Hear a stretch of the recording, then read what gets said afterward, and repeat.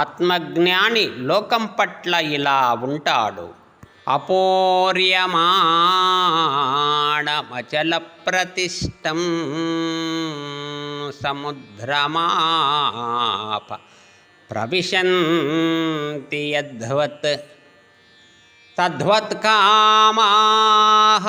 యం ప్రవిశంతి survey శాంతిమాప్నోతి న కామకామీ.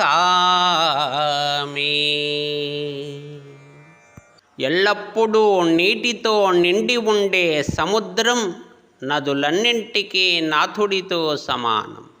సముద్రములో నిరంతరాయంగా ఎన్నో నదులు ప్రవాహాలు వచ్చి చేరుతుంటాయి.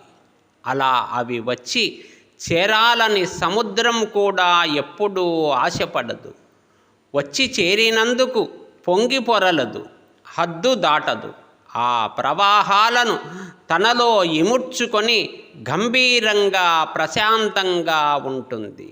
అలానే అందరి పట్ల సాగరంలా ఉంటాడు ఆత్మజ్ఞాని.